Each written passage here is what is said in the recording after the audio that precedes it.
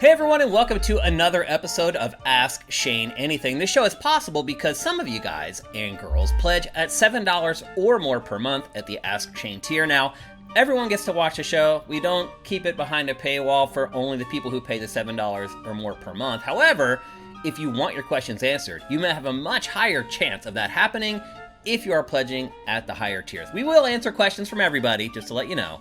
But if I have to decide between one or the other, I'm going to side with the person who's pledging at the higher tier. I think you guys can understand that. One note before we get going, future episodes of Ask Shane Anything are going to be a little bit shorter. Things have started to spiral out of control a little bit with the show. The last couple weeks I've been working, editing this show until late on Fridays. And that's really not what this show is supposed to be. It's not supposed to be another game face or whatever. So future episodes of Ask Shane Anything are going to be a little bit shorter. Some of you may appreciate that, actually. But anyway, you asked another round of great questions. Let's get straight to them. All right, our first question for this week's episode comes from someone who gets a question in every episode, and that, of course, is Kevin. Which person in the games industry are you most excited to have interviewed? Is there anyone you have not interviewed who you wish you had the chance to talk to? Finally, if you get to have an interview with anyone and you knew every question would be answered, who would you then interview? First of all, I just want to say I consider myself very lucky to have had the opportunity to interview most of the big players in the games industry. Now, my career has kind of gone up and down in that regard, because there are times where I will be like behind the scenes doing stuff, and then there was times where I was kind of front of house doing stuff, and that affected who I got to talk to. So for the GameSpot years, I was the young guy, and I wasn't the person talking to the industry bigwigs. So I did a lot of interviews with PR people for news stories and things like that, but I wasn't interviewing a lot of industry luminaries. And then I went to Tech TV and G4, where I was pretty much completely behind the scenes. Like, I pretty much disappeared for 7 years or something like that, where I was just doing all the work behind the scenes. And then people like Adam and Morgan got to handle all the interviews. Now, I would help prep them for those interviews and help provide questions to them for those interviews and things like that, but I didn't get to conduct them. It was always Adam or Morgan or Kevin Pereira at some points. He would handle some of those. But that's kind of the TV model. Like, people like me toil away behind the scenes, and then the talent gets to go out and do all the fun stuff. So there was like a window there where I didn't get to talk to really anybody. And then I went to Game Trailers, where I was hired at first as the editor-in-chief and supervising producer. And then I was kind of pushed to the forward again. Now, again, I tried to stay in the background. I'll be honest with you. I kind of liked that whole era on Tech TV and G4, where I could just go to work and do my job every day and not have to worry about the internet freaking out about something I said or did in a video. So I stepped to the front at Game Trailers because I had to, but it was begrudgingly. I really did not want to give up my private life that I had enjoyed leading up to that point. Now, once I did, I also was democratic. I didn't want to just kind of bogart all of the big interviews, but the other part about that was generally how the stuff works. If you talk to the luminaries, they give you one appointment per outlet. And usually that appointment I would pass on to the TV show. Jeff Keighley, would do the interview instead of me, which hurt a little bit. I'll be honest with you, being the person who was grinding away at the office all day, every day, and then somebody else would just swoop in and do like the big interview. It wasn't ideal, but that's kind of the way it is, and I was used to it from working in television before. So I'll be honest with you, like a lot of the big luminaries, I got to interview, I don't know, maybe half of them. But a lot of times Jeff took all those interviews for our TV show on Spike. So probably the most glaring omission that I have in my career is I have never been able to interview Miyamoto. And he is obviously the biggest get. And so anytime that opportunity would swirl around, like, I just had no chance. Adam was going to take it, or Jeff Keighley was going to take it. And so I never had a chance to. I've never got to interview him. And that's probably the biggest black hole. And I don't think it's going to happen ever now. For a bunch of different reasons. So that sucks. He's the one guy I missed out on. Now, I have talked to Phil Spencer multiple times. I've interviewed Reggie multiple times. I've talked to the various different leaders of PlayStation at different times. But like a lot of times during the Game Trailers era, Keighley would get the big guy at Sony for the TV show. And then I'd talk to like Scott Rhodey, who is like the head of all their development, basically their internal development, who honestly was the better person to talk to and the better interview to do, because you start talk to the luminaries, it's like they know big picture stuff. You talk to the people who are actually working in the trenches, the interviews are better, but people don't care. So everybody would watch an interview with Sean Layden. If it's Scott Rhodey, people are like, I don't know who that guy is, even though, honestly, it's a better interview. So that's kind of the way things have gone. But as far as, like, developers are concerned, I've talked to pretty much all of them. Who was my favorite? I tend to like interviewing people who are philosophical, honestly. So Ken Levine is a great interview. I would say probably. And the thing about Ken Levine is he doesn't stick to the PR talking points. So if you interview him and you pique his interest, he will start going off on tangents and he'll start telling you stuff that he probably shouldn't tell you. And those are always the best interviews if you're just looking from an interview's perspective. So I guess I would say Ken Levine is my favorite interview that I've done. But as far as missing pieces, it would have to be Miyamoto and some of the other bigger brass at the big three. Next up, we have a question from Commander Fett. Why do you think the Steam Deck has been so successful among PC gamers? Is it the fact that you can bring your Steam library with you and you don't have to wait for great games to come out? Or is it just the portability and ease of use? Do you think that it will continue to be successful? Okay, Commander Fett, I read your question, and my first question to myself was, is it successful? Because I don't think we know. Valve has not released sales numbers for Steam Deck at all. I think we got a hint when it said, like, it was selling like 10% of what the Switch was selling at one moment in time. But again, those numbers are fuzzy. Like, I could say, well, okay, Switch sold 15 million that year. So does that mean that Steam Deck sold 1.5? I don't know. It's awful. Until Valve tells us how many are sold, we really don't know if it's a success or not. We also don't know how many Valve hoped to sell. And that ties into whether something is a success or not. So I think you're jumping the gun a little bit when you say that Steam Deck is a success. It could be, it could not be. But I don't think we should assume that it is. Now, anecdotally, I could see where you'd say, well, they're curating stories about it on SIFTD, and I see that all the time, and I know somebody who has one. I mean, I'll be honest with you, I'm a pretty hardcore gamer. I don't know anybody who owns a Steam Deck. Not one single friend of mine has a Steam Deck. So I'm not saying that that's saying it's not doing well. I'm just saying there's no empirical evidence that it is doing well so far. So let's just start with that premise. We don't know if it's actually doing well. The rest of your questions. Why would people buy it? I think a little bit of it is it's an oddity. I think it's if you're a PC gamer and you've been having to sit on a chair like I am right now to play games all the time, I think being able to take PC games on the go is kind of a cool thing for those people. So I think there's a little bit of a novelty angle to it. And I'll be honest with you, I also think that there's a certain amount of people out there, and I've thought about this, I'll be honest with you, I thought about doing this, who bought a Steam Deck to make it their PC. Because, again, it works like a Switch. You can plug it into a monitor, and you can use it like it's a PC, except it's this big. And it's capable of kind of running 4K games. Can you get that anywhere else for like $700? No. So I think, honestly, it's a great value proposition just as far as buying like a gaming PC is concerned. So I think the value there has brought some people in. I think the curiosity of, oh my gosh, I have this, blah, blah, blah. And then I think, honestly, like your reasoning is low on the ladder. I can now take my library on the go. I don't think that's a big component of why people bought Steam Deck, honestly. It's a great case use for it. And I think, obviously, people are doing it now. But I don't think that's the reason why they bought it in the first place. I don't think they were like, hey, I'd really like to take all these games I have on my PC out anywhere that I go. I've also never, by the way, seen anyone playing a Steam Deck at an airport or on a train or anything. I've never seen one in the wild. I've never seen somebody just using one out in society. So, again, I question the success of Steam Deck. I think it's done well enough that Valve isn't going to bail on it, and I think that's important. Because you think about like Steam Link and some of the other hardware, the Steam controller, some of the other stuff that Valve has done, I'll be honest with you, a couple of those things seem like they were cut off a little early. But so far it doesn't seem like that's the case with Steam Deck, which may lend into your idea that it actually is doing okay. So I don't think we know if Steam Deck is doing well or not as of right now. I know I have anecdotally, I haven't seen people using them. I don't know a single person who has one.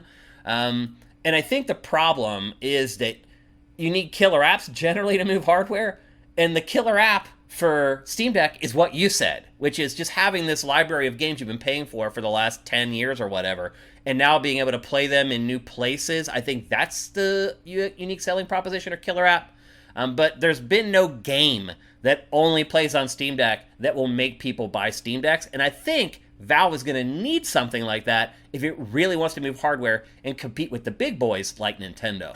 Next up, we have a question from David. Tell us about how you met your wife. What advice would you give to make marriage relationship happy and successful?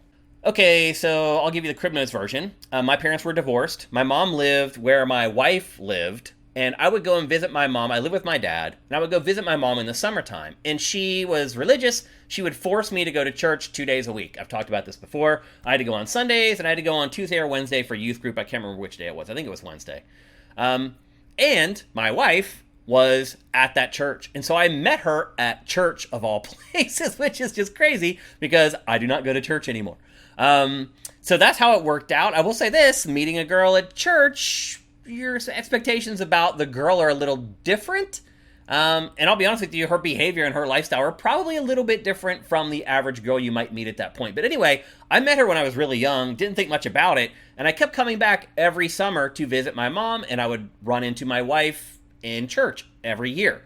And so that's how I met her. And then when I finally moved to live with my mom permanently before my junior year of high school, she was still there at church, and we met and we became friends, and then it just all spiraled from there. And so we dated for a really, really long time before we got married, actually. And we broke up and got back together and blah, blah, blah. So maybe I'm not the person to tell you how to have a great relationship, but I will tell you how I've managed to make sure that my marriage hit its 15th anniversary last year. And that is just basically being very patient. I really think that is the key. Understanding that everyone is different, and including the person that you're with, your girlfriend, your wife, your boyfriend, whatever.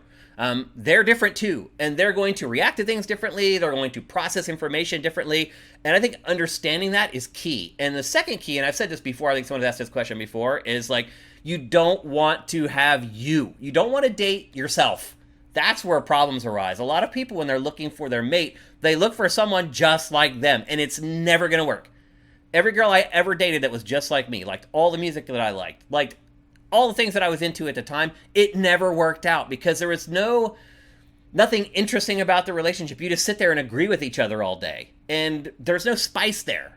So I would say, and I have said this before, try to look for people who are not exactly like you. It's good to have a couple interests in common where you can meet on common ground, but you need just as many things that you're different. And that has been the key for my wife and I. Like, we both have different interests. She's obviously not a hardcore gamer. I am. Some other stuff we are common on, like we're both big Pittsburgh sports fans. That seems silly, maybe to some of you people, but that's kind of a big deal. Throughout football season, on Sundays, I'm rooting the Steelers on. To have my mate there rooting the Steelers on is a big deal. It's one thing that we connect on, one thing that we like to do, one thing that we like to discuss. But outside of that, we have all these differences. So I think that is the key to a healthy relationship. We just had our 15th wedding anniversary, and I'm probably going to celebrate my 30th someday and my 40th if I live that long. So I think my wife and I, we're good to go as far as I can tell. And I think as far as she can tell too. But I think that's happened because we're not identical to each other. Next up, we have a question from the Sandman. Can you share the funniest and best story from a Pachter E3 party you attended? Many thanks, loving this segment. And I love doing this segment. It's a lot of fun. Let's see, funniest or best story from a Pachter party. There really aren't that many funny stories. I mean, so every year somebody would get too drunk and they'd act a little crazy, or they'd say something crazy or stupid or whatever. That's not that big a deal. Probably the one thing that I remember from all the Pachter parties that stands out as like the craziest thing that ever happened at one. There was this, and I'm not going to name names here, but there was this young guy who had been in the industry for a short time, but he was very flamboyant. And so in a very short period of time, everybody in the industry got to know this guy. And he was kind of like, he was very aggressive, like butting in it. He ended up getting a job at PlayStation, and people were like, how the heck did that happen? But anyway, he rose up in the lexicon of the games industry very quickly. Everybody knew who he was. It turns out that he was dating some other girl in the industry, and he was doing some awful things to her, and she told people in the industry about what was happening, and basically his reputation was shot. Well, he showed up at Pachter's party that year, and everyone was shocked to see him there, because we were like, wow, like, after all the stories that we heard about what happened with you and your girlfriend, like, I can't believe you'd show up to this thing. And like an hour and a half later, I heard a ruckus, and Pachter came up to me, and he was like, do you know this guy? Because he had not heard the stories and didn't know who he was. And I was like, oh yeah, everybody knows this guy. And I'm like, some stuff happened between him and his girlfriend that became public, and, he's kind of a pariah. And he's like, well, that explains it, because this guy right now is sitting out on the window ledge. And so this guy had come to Pachter's party, had a couple drinks. I think maybe he realized at that point that his reputation was shot and no one wanted to talk to him, and he freaked out and was sitting out on a window ledge at the party, like 15 or 16 stories above the street with no railing. He's just sitting out on this ledge on the outside of the... He had crawled out a window and was sitting out on the ledge as if he were going to commit suicide or something. It was crazy.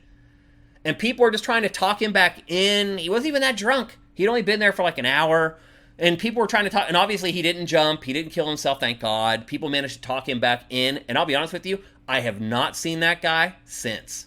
All right, our last question for today's episode of Ask Shane Anything comes from, and I hope I get this right, Qualib Twali. I apologize if I got it wrong. I'll get it right next time. Correct me in the comments below. I'm an avid watcher of Game Face and Pachter Factor, but I've recently started watching Dossier to get a quick digest on upcoming games I might have overlooked.